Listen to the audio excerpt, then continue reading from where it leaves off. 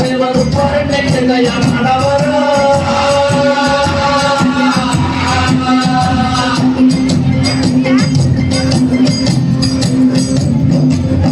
ಇಲ್ಲಿ ಕುಂತಿರೋ ನಿಂತಿರೋ ಹಿರಿಯರು ಕಿರಿಯರು ಮಕ್ಕಳು ಮರಿಗಳಿಗೆಲ್ಲ ಶರಣರಪ್ಪ ಶರಣು. ಭಾರತ ಭಾಗ್ಯ ವಿಧಾತ ಭಾರತ ಭಾಗ್ಯ ವಿಧಾತನ ಕಥೆ ಹೇಳಕ್ ಬಂದಿದ್ದೀವಿ ಸ್ವಾಮಿ ನಾವು. ಹಿಂಗಂತ ಆಡೋರು ಮತ್ತು ನೋಡೋರು ನಡುವೆ ಒಂದು ಒಪ್ಪಂದ ಮಾಡ್ಕೊಂಡು ಶುರು ಮಾಡೋಣ ಸ್ವಾಮಿನ ಮಾಟನ.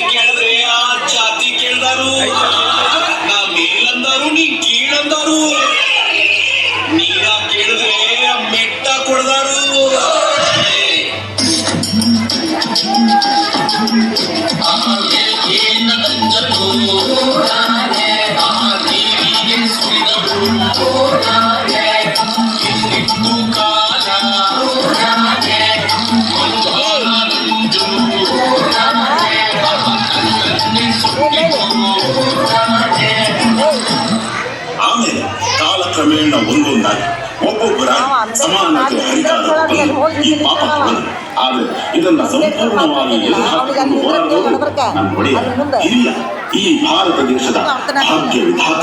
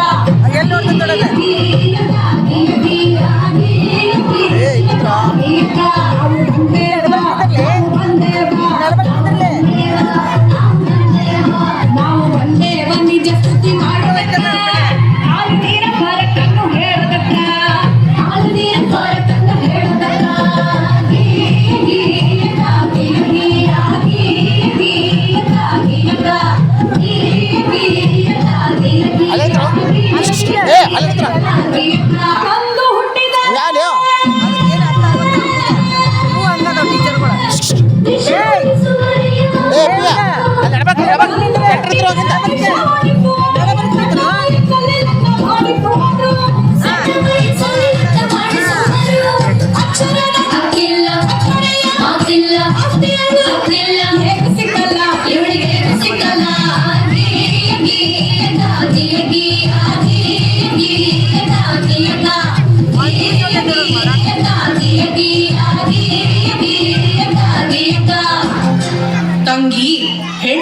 ಅನ್ನೋದು ಈ ಸಮಾಜದಲ್ಲಿ ಒಂದು ಜೀವಿಯಾಗಿರ್ಲಿಲ್ಲ.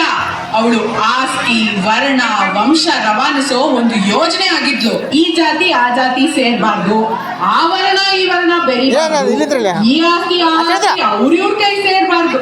ಹಿಂಗೆಲ್ಲ ಆಗ್ಬಾರ್ದು ಅಂದ್ರೆ ಹೆಣ್ಣಿಗೆ ಯೋಚಿಸೋ ಶಕ್ತಿ ಕೊಡ್ಬಾರ್ದು. ಹಾಗೆ ಅವಳಿಗೆ ಒಪ್ಪಿಗೆ ಇದೆಯೋ ಇಲ್ವೋ, ಅವಳ ಬುದ್ಧಿ ಮತ್ತು ಮೈ ಮಾಗಿದೆಯೋ ಇಲ್ವೋ, ಅವಳಿಗೆ ಜಾತಿಯಲ್ಲೇ ಮದುವೆ ಮಾಡಿಸ್ಬಿಡೋದು. ಹೆಣ್ಣು ಆಸ್ತಿ ತಗೋ ಬರ್ತಾಳೆ.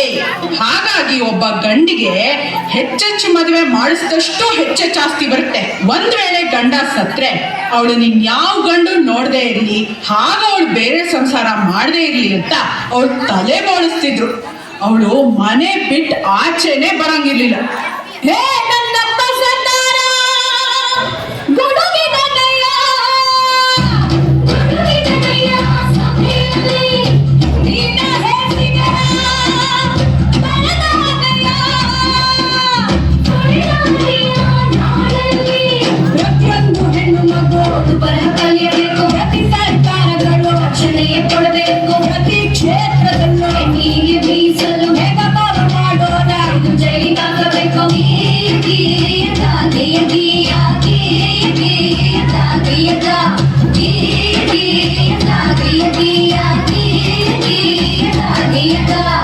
ಅದು ಅಲ್ಲದೆ ನನ್ನ ತಂಗಿ ಹೊನ್ನ ಮದುವೆ, ಪ್ರತಿಯೊಂದು ಕ್ಷೇತ್ರದಲ್ಲೂ ಹೆಣ್ಣಿಗೆ ರಕ್ಷಣೆ ಇರಬೇಕು. ಹಾಗಂತ ನನ್ನಪ್ಪ ಸರ್ಕಾರ ಕೊಡಿಸಿದ ಹಲವು ಸವಲತ್ತು, ಪ್ರತಿ ಕಾರ್ಖಾನೆಯಲ್ಲೂ ಪ್ರತ್ಯೇಕ ಶೌಚಾಲಯ, ಪ್ರತಿಯೊಂದು ಕೆಲಸಕ್ಕೂ ಸಮನಾದ ವೇತನ, ಹೆರಿಗೆ ರಜೆಯನ್ನು ತಪ್ಪದೇ ನೀಡಬೇಕು. ಹೆಣ್ಣು ಶಿಶು ಹತ್ಯೆ ಇನ್ನು ಮುಂದೆ ನಿಷಿದ್ಧ, ಹೆಣ್ಣಿನ ಶೋಷಣೆಗೆ ಜೈಲೇ ಶತಸಿದ್ಧ.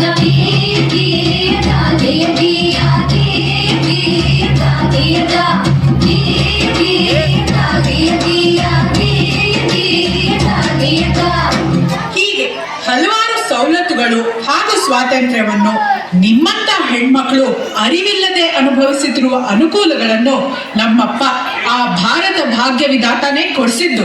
ಹೆಣ್ಣು ಮಕ್ಕಳಿಗೆ ಆಸ್ತಿಯಲ್ಲೂ ಹಾಕೊಂಡು ಗಂಡು ಹೆಣ್ಣು ಎಂಬ ಬೆಳಕಿನಲ್ಲಿ ಎಳೆಯುಂಟು. ಒಳಗೋಯ್ತು ಹಳೆ ಕಾಲ, ರೈತೆ ಹೊಸ ಸುಗ್ಗಿ. ಪ್ರತಿಯೊಬ್ಬ ಪ್ರಜೆಯಿಗ ಇಂದನೋ ಎದೆ ಹಿಗ್ಗಿ, ಪ್ರತಿಯೊಬ್ಬ ಪ್ರಜೆಯಿಗ ಇಂದನೋ ಎದೆ ಹಿಗ್ಗಿ, ಪ್ರತಿಯೊಬ್ಬ ಪ್ರಜೆಯಿಗ ಇಂದನೋ ಎದೆ ಹಿಗ್ಗಿ.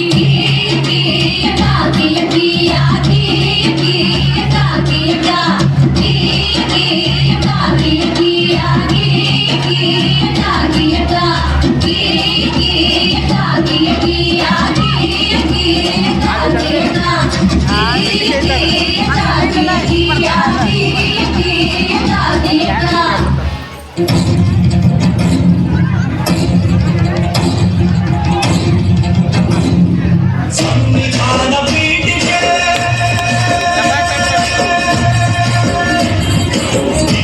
ವಿಧಿ ರಾಷ್ಟ್ರಕ್ಕೆ ಭಾರತದ ಪ್ರಜೆಗಳಾದ ನಾವು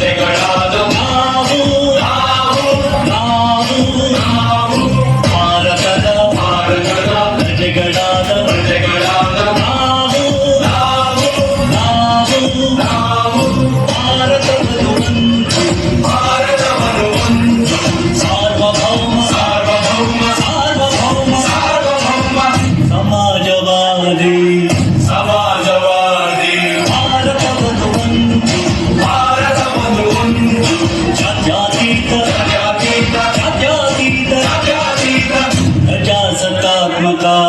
ಪ್ರಜಾಸತ್ತಾತ್ಮಕ ಗಣರಾಜ್ಯವನ್ನಾಗಿ ರೂಪಿಸುವುದಕ್ಕಾಗಿ ಭಾರತೀಯರೆಲ್ಲರಿಗೂ